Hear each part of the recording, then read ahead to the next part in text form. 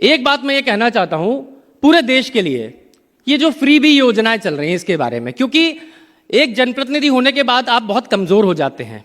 अरे कुछ बोला तो वो वर्ग नाराज हो जाएगा, अरे अरे आपने ऐसा बोला तो महिलाएं नाराज हो जाएंगी।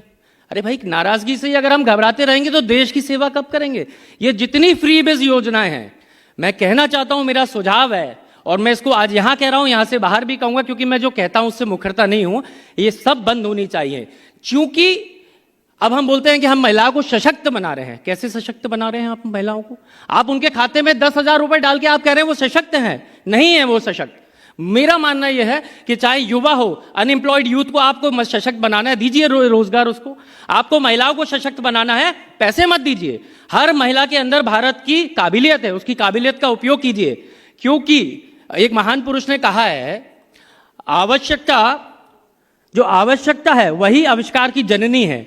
और आवश्यकता ही अगर समाप्त कर दी जाए किसी की, उसको सीधे पैसा मिलने लगे, तो क्यों वो कोई काम करेगी? उसकी स्किल कब उभर के आएगी? उसकी योग्यता तब निखार आएगा जब हम उसकी योग्यता पे काम करें। पैसे देने हैं, दीजिए ना, मैं बताता हूं कहां देना है।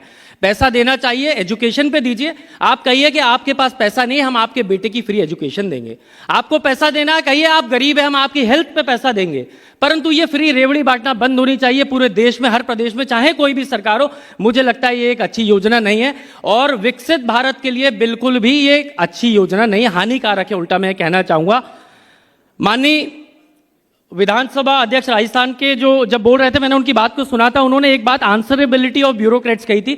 बहुत बड़ा विषय है, परंतु यह बात सही है कि हमारे देश में ब्यूरोक्रेट्स की कोई आंसरेबिलिटी नहीं है। वो नौकरी पे जिस दिन आके लग गए, उसके बाद उनके मन के अंदर ये भाव है कि अब मुझे 60-62 साल तक कोई हिला सकता है क्या? काम करूं या नहीं करूं, मिलूं जनता से या नहीं मिलूं, इस भाव के साथ कैसे होगा काम? उनकी आंसरेबिलिटी होनी चाहिए।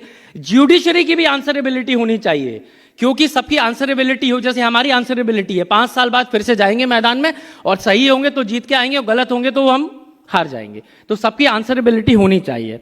As a youth when I speak, and मैं समझता हूं कि जब आप लोग भी बोले, हमें सिर्फ 2 चीजों को ख्याल रखना चाहिए।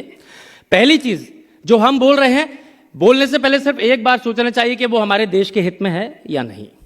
और दूसरी बात जिसका हमें ख्याल रखना चाहिए कि जो हम बोल रहे हैं वो जनता के हित में है या नहीं, जिस जनता ने हमें चुन के भेजा, या हमारे देश की जनता के हित में है या नहीं।